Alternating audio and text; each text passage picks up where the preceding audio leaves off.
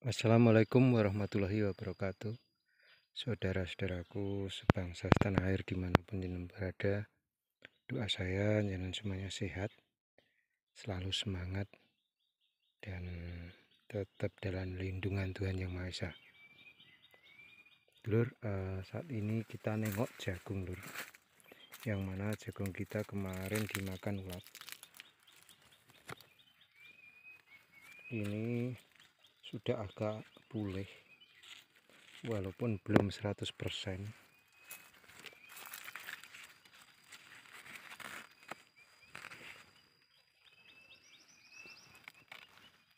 Tapi ini ulatnya sudah mati karena juga tebonnya sudah semakin keras, dan juga tapi masih menyisakan luka seperti ini. Itu kalau terlihat dari jauh ya bagus, lur. Kalau dari jauh ya bagus, tapi kalau dilihat lebih dekat ya masih ada bekas-bekas, yang jelas untuk daunnya nggak bisa pulih. Di tengah kesulitan petani seperti ini, kita dan ini bisa dikatakan juga kurang pupuk, lur, karena kurang hijau, karena unsur N-nya yaitu nitrogen, NPK-nya kurang, karena kalau jagung itu tanpa pupuk pabrikan ya serap panen, lur. Kalau cuma mengandalkan organik seperti yang digembur-gemburkan.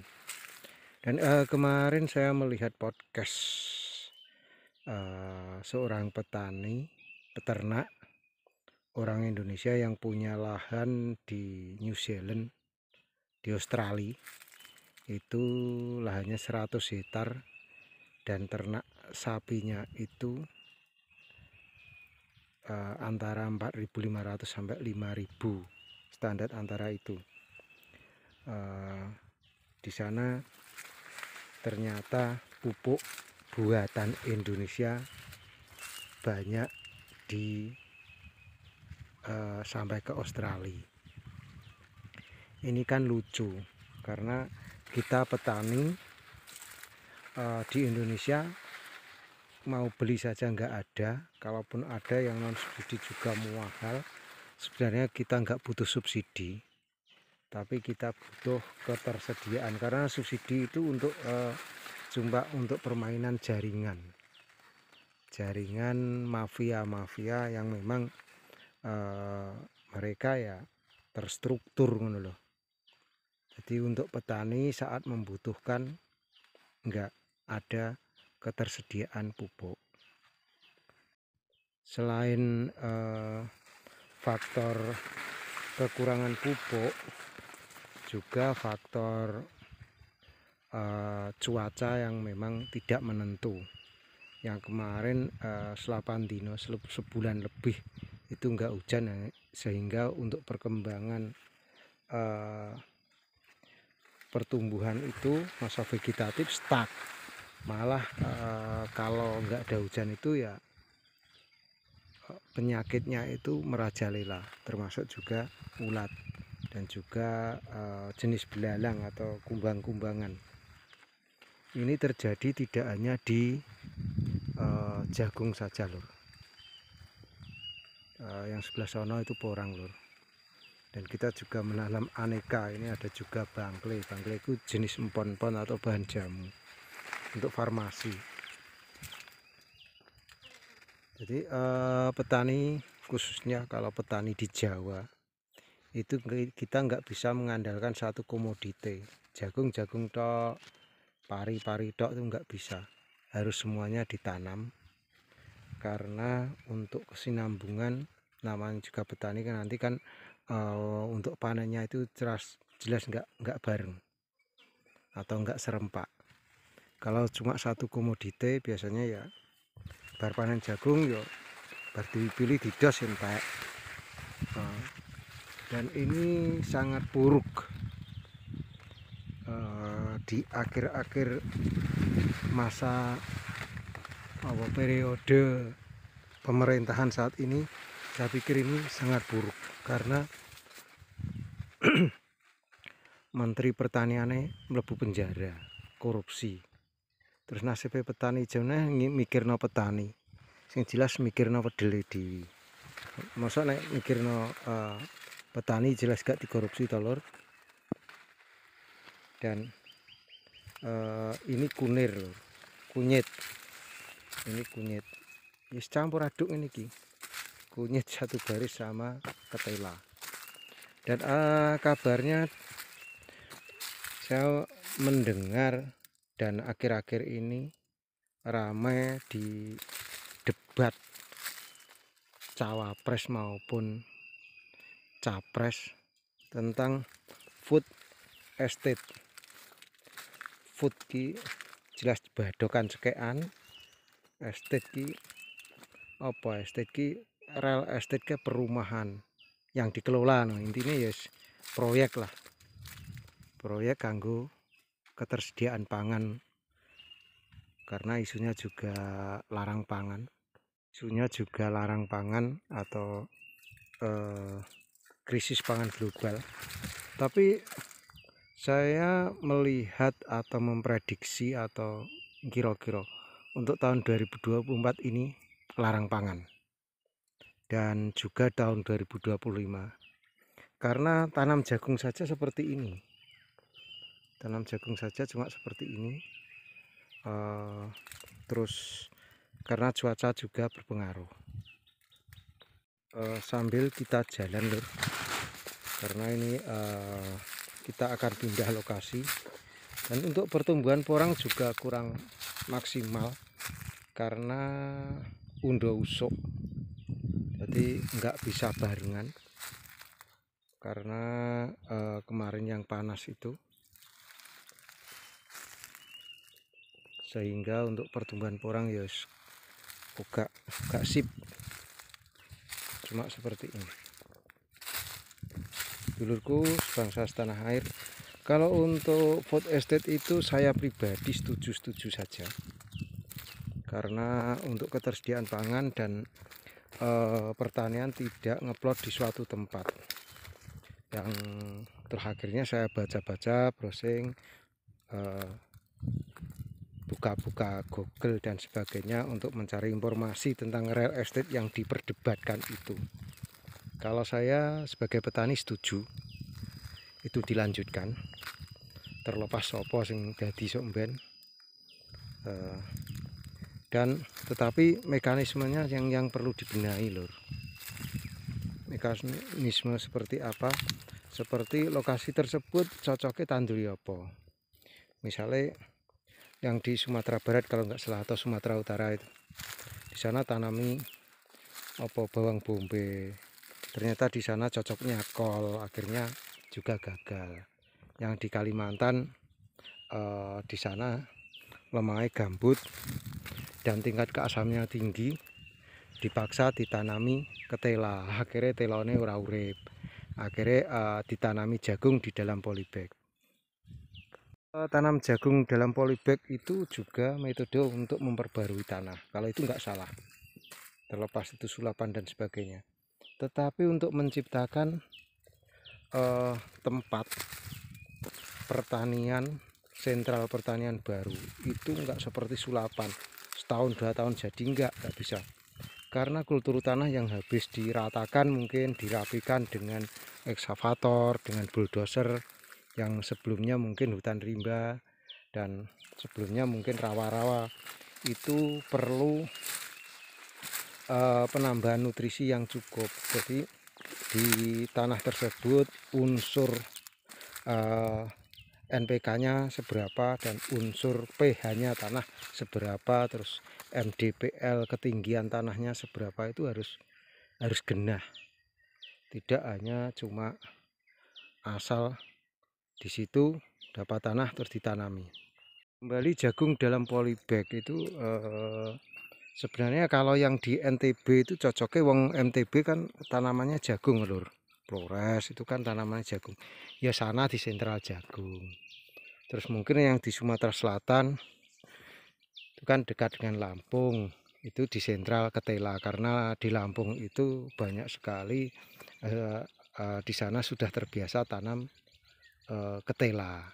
Mosok nandur jagung, nandur telo itu gak iso. Karena teori itu nggak sejalan dengan prakteknya. Kalau terus SDM yang dikirim tenaga kerjanya yang di sana itu harusnya itu bukan orang lokal yang tidak berpengalaman. Non sewu, kalau orang lokal yang sudah berpengalaman juga nggak masalah. Atau manut orang lokal tersebut di situ biasanya tanam apa, berarti kalihannya kan itu. Kalau orang lokal terbiasa tanam jagung ya harusnya di situ sentral jagung.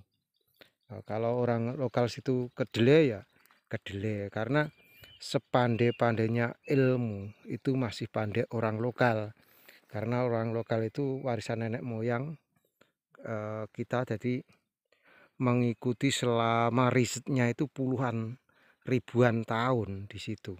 Oh cocoknya gini kita tanduri kacang, yo harus kacang. Jadi kita harus mengikuti seperti itu. Kecuali direkayasa genetika, semacam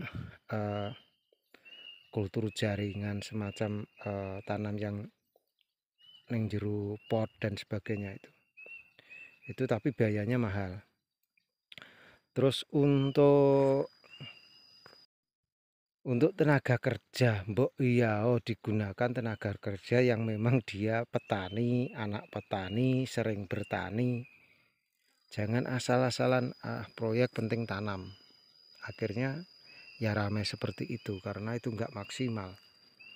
Terus kalau bisa mbok iya, kalau tenaga kerja tanam bawang merah itu ambil orang-orang tenaga kerja dari wilayah Brebes Jawa Tengah dan wilayah Nganjuk Jawa Timur, Banyuwangi. Saya yakin bawang merahnya nanti bagus karena mereka sudah terbiasa tanam bawang merah.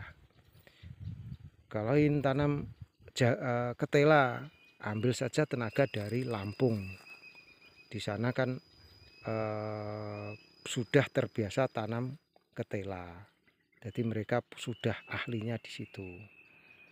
Terus mungkin untuk tanaman jenis yang lain yang dikembangkan di situ, misalnya kedelai yang biasa tanam kedelai, minimal tenaga ahlinya sing ngrekakno lah, bukan akademisi itu ya diragukan keilmuannya, tapi untuk korupsinya bisa dikatakan jempol untuk tingkat korupsi. Karena apa? Mereka sekolahnya dhuwur lur. Akademisi itu sekolahnya tinggi, jadi dia memerlukan biaya yang banyak dan gak tahu soro, gak tahu panasan lho. Kalau yang ini jenis temulawak lur. Temulawak itu agak tinggi dan biasanya bahan jamu. Bir temulawak, ayo mampir neng awak penak itu. Kalau ini dan ini perlu juga kita sampaikan, banyak juga petani sekarang ini karena ya karena mungkin biaya dan kosnya enggak ada, akhirnya lahan porangannya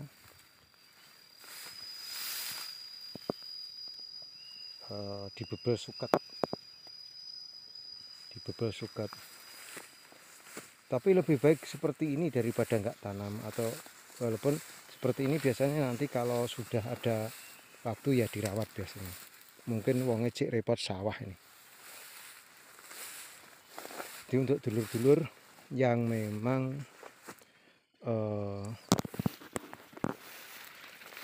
bertani, lanjutkan dan semangat mawon. Dan untuk proyek food estate saya mendukung, teruskan mawon. Kalau bisa tidak hanya di 5 titik, 5 provinsi, tapi bisa dikembangkan di daerah-daerah yang lain. Misalnya di Papua itu kan ada juga yang di Papua kan masih banyak lahan kosong, itu bisa dikembangkan di sana. Terus dicitak sawah lur. Terus sing nyitak sawah sapa ya sing kulino ke sawah gitu loh. Tenaga ahlinya mungkin bisa diintegrasikan dengan transmigrasi kalau zaman dulu. Jadi peserta transmigrasi itu didata kebiasaannya apa. Misalnya kalau dia petani berarti ya diplotkan untuk daerah petani, kalau bukan mereka petani ditelengon pasang surut seperti di Kalimantan Utara kalau nggak salah. Itu wong petani biasa hidup di gunung ditempatkan pasang surut. Ya, dengan air saja takut lur kalau orang gunung. Tapi kalau dengan ketinggian tebing-tebing nggak takut. Jadi itu bedanya. Ini setengah rimba. Jadi hakikat aslinya porang yang ini kilur. Ya ada juga yang belum diramut.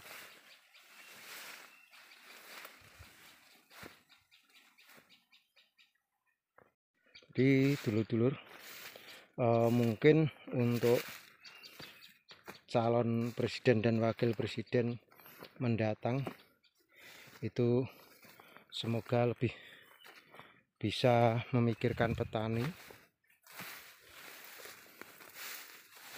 Di petani iki ya rabuk enek, bibit enek iki kok njuk subsidi itu ndak. Tuku kilo terjangkau dan ada gitu aja. Kalau menurut saya seperti itu, karena bertani awet zaman mbah-mbah kumbian itu rata-rata ya mereka pendiriannya sama, mereka gak ngecipno bantuan.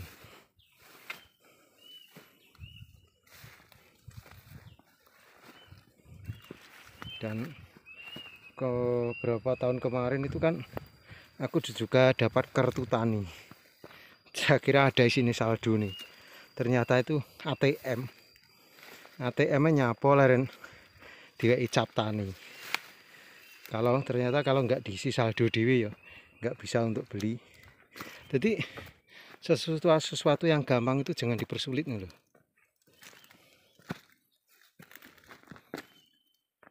Dulur, sedangkan kan boleh saja petani berpendapat, ikut berpendapat, karena itu kan menyangkut dunia pertanian.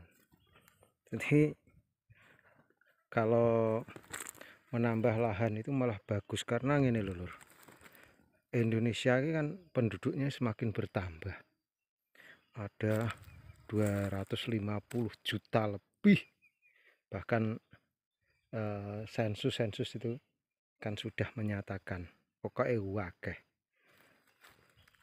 Nah, cangkeme wong Indonesia ki tambah wakeh, nyawane akeh. Sing jelas, sing digaglak, sing dicekek, dibadok, dipangan kuwi ya tambah akeh. Kalau kita sawah ekor sakmono kuwi, lahane panggah sakmono kuwi ya sing jelas kan malah min gitu loh. Nah, padahal Indonesia kita lahane luas ya ombo, banyak pulau yang nganggur. Itu kenapa nggak dikondisikan untuk dijadikan apa jenenge lahan pertanian. Terus ini lahan saya ini kering, nggone jurang-jurang, bukan sawah. Lihat, bukan sawah. Nah, ini bukan sawah, ini cuma mengandalkan air hujan. Kita tanami padi, intinya untuk ketersediaan pangan loh. Ya dipangan awake dhewe ya salah ya didol kan gitu. Kenapa seorang petani saja yang seharusnya ini nggak bisa ditanami padi tapi bisa disulap ditanami padi di lahan kering? Ini pari ndek lur. Ini jenis Inpari 32 yang kita tanam. Kita juga sering tanam Ciherang. Kalau kali ini Inpari 32. Dan ini saya campur kombinasi campur telo, campur porang. Itu saja masih bisa hidup. Nah, untuk mengatur kelembapan ini saya tanami godong jamu-jamuan itu. Itu fungsinya cuma untuk mengatur kelembapan. Kayak hasil itu. Ini cuma mengandalkan curah air hujan. Jadi seperti ini. Jadi kita bicara ini karena kita praktisi, ya, bahasa Galik praktisi petani. Kalau kemarin yang saya lihat podcastnya yang pupuk Indonesia banyak ada di New Zealand, di ekspor ke sana, itu beliaunya praktisi petani dan peternak. Mosok nandur telo campur ngene iso urip lho. Nah, karena apa di Kalimantan gagal itu karena di sana lemah, tanahnya itu tanah asam, tingkat keasamnya tinggi karena tanah apa jenis gambut.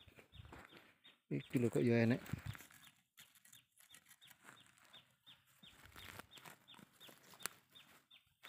Enek ular iki. Jadi itu harus dipulihkan dulu. Paling enggak menjadi pH 7. Ngono, nek pH-nya sudah 7 tanami telo ya apik, tanami tanaman yang lain ya apik. Terus seperti ini ya, mengandalkan air hujan dan juga pupuk.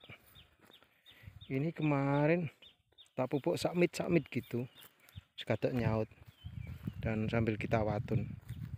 Dan ini namanya aden-aden, ini untuk persiapan kalau nanti hujan ya, tambal sulam gitu. Kalau di sini namanya rapeh. Ini persiapan. Nanti ini dicabut hampir sama dengan yang ada di sawah. Jadi kita memberikan pendapat itu ya apa di pelaku loh yang ngerti. Yang ini ya nek ulere.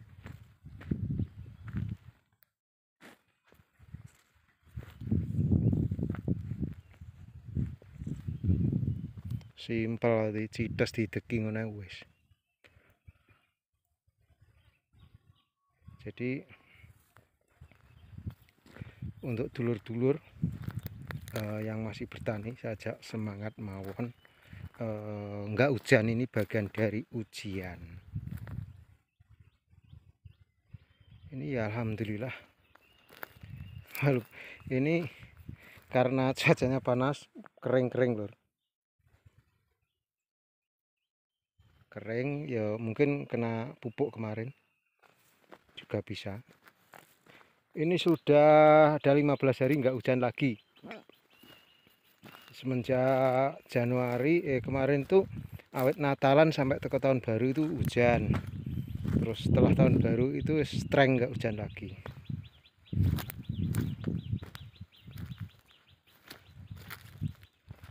Jadi silahkan isi kolom komen aja mbok tulisi pinter ngomong, enggak, kita pelaku dan kita mungkin bisa memberikan contoh.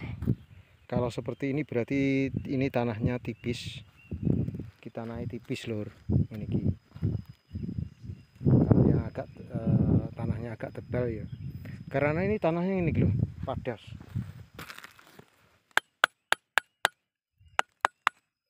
Ini tanah padas.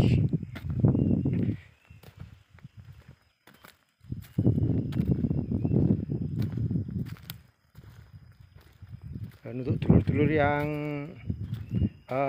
kesulitan air, kalau nyemprot itu bisa bikin kolam-kolaman seperti ini, dibuat lubang terus pakai plastik,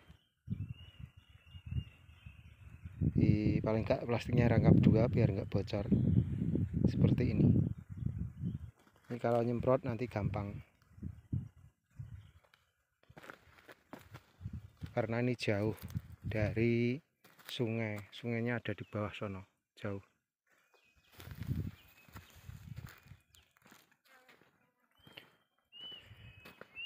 Jadi seharusnya memang Indonesia ini menambah keluasan lahan pertanian. Terus dimanapun kalau itu regulasi ini sing lebih paham dan pinter kan poro sing neng dhuwur. Kalau kita cuma bisa mendukung. Karena kalau ketahanan, keamanan dan ketahanan pangan itu nomor 1. Ekonomi itu malah nomor 2. Karena ekonomi itu tercipta karena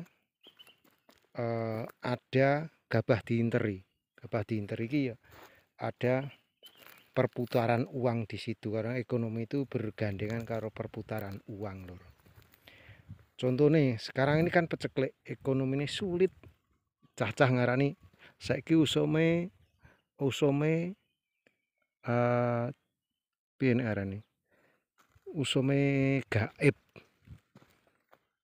Jadi keadaannya gaib. Gaib itu ya ekonomi sulit. Perputaran uang sangat tipis. Karena apa? Nggak ada aktivitas ekonomi.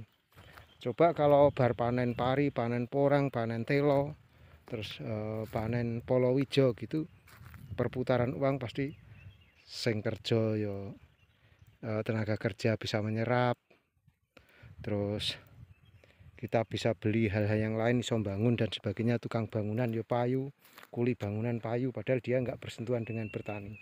Terus transport logistik yo ekspedisi yo payu, disaterono nggawa panenan. Begitu juga neng musim-musim seperti itu di dunia apa jenenge nelayan ya padha ae. Nah, kalau masyarakatnya rakyatnya banyak yang nganggur ya, padahal banyak lahan yang nganggur, lahan-lahan tidur di luar Jawa, pulau-pulau yang nggak terpakai itu kan nganggur. Terus kenapa kalau dibuat pertanian katanya merusak lingkungan, dieksploitasi, di bla bla bla bla bla. Nah kalau digali nikelnya, ditambang, dipek batu barane kok orang merusak piye? Itu juga pembodohan publik. Sedangkan kita petani nggak bodoh. Padahal urusannya karo perut, karo cocot lho lur. Langsung berurusan dengan perut. Begitu dulur, semoga informasi yang obrolan semrawut ini bisa menambah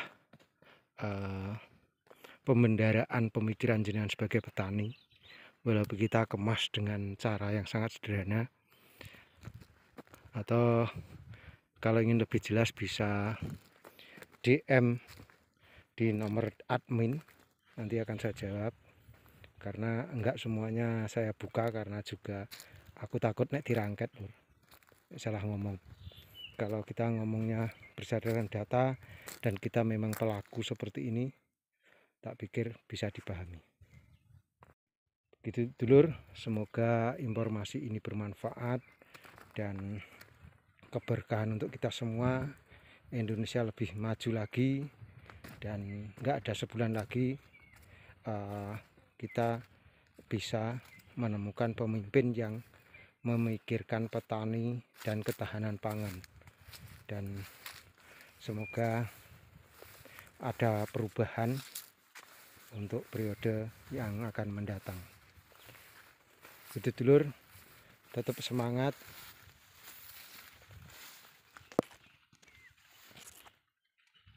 Petani itu bebas, petani itu cerdas. Wassalamualaikum warahmatullahi wabarakatuh. Suwun.